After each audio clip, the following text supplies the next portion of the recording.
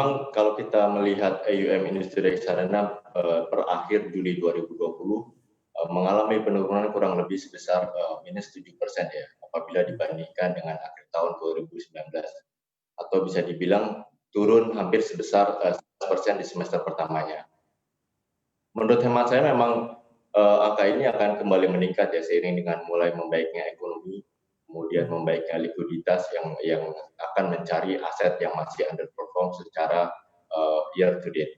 Kalau kita bedah satu persatu secara aset kelas, AUM reksadana saham contohnya, sepanjang tahun ini sudah turun sekitar minus 21% atau sebesar 115 triliun. Artinya memang seiring dengan penurunan harga saham di Bursa Efek Indonesia di tahun 2020. Yang menarik adalah sampai dengan per akhir Juli 2020 ini AUM reksadana dari sisi money market atau pasar uang mengalami peningkatan hampir 10%. Artinya ada switching ya, ada shifting dari reksadana yang memiliki resiko lebih tinggi ke resiko yang lebih rendah.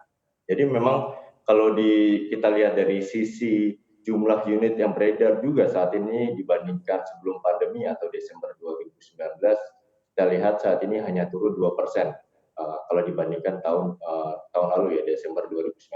Jadi bisa dapat disimpulkan memang penurunan AUM industri reksadana saat ini memang lebih banyak dipengaruhi dengan harga saham yang memang belum sepenuhnya rebound ke sebelumnya seperti di tahun 2019. Dan memang hal ini juga mengindikasikan bahwa kepercayaan investor terhadap reksadana sebagai salah satu sarana investasi masih terjaga.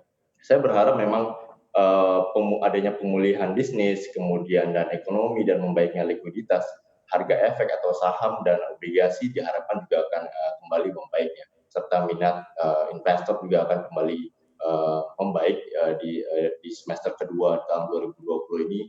Kita berharap bahwa industri reksadana kembali ke jalur pertumbuhan sebelumnya, karena kalau kita lihat rata-rata pertumbuhan 5 tahun sebelumnya industri reksadana itu tumbuh sekitar 15%.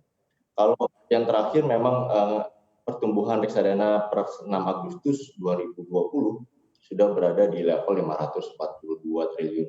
Artinya sudah kembali ke posisi akhir Desember 2019. Kita berharap sampai dengan semester penutupan di 2020 ini mengalami peningkatan sesuai dengan ekspektasi dari investor. Oke. Sementara itu juga Pak Agra, kalau kita lihat ini kan sepanjang bulan Juli ini juga jumlah unit penyertaan mengalami kenaikan ini Pak. Ini peningkatannya sampai naik 9,5 miliar unit. Apa arti dari kenaikan 9,5 miliar unit Pak? Kalau kita berbicara mengenai jumlah unit penyertaan ini kira-kira merefleksikan apa untuk kedepannya angka ini? Ya memang kalau kita lihat banyak faktor Mas Erwin terkait dengan kalau kita lihat dari pertumbuhan AUM ataupun pertumbuhan AUM dari per aset classes dari reksadana tersebut, karena di situ ada banyak reksadana seperti reksadana fixed income, kemudian ada juga reksadana campuran, reksadana ETF dan indeks.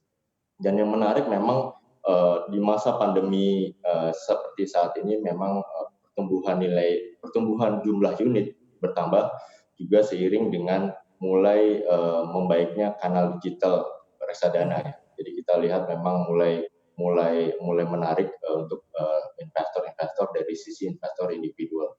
Jadi kita melihat bahwa perbaikan ekonomi dan membaiknya nilai saham di semester kedua ini juga membuat minat investor, baik itu investor institusi maupun investor individual atau retail yang kita sebut melalui channel digital juga sudah mulai membaik.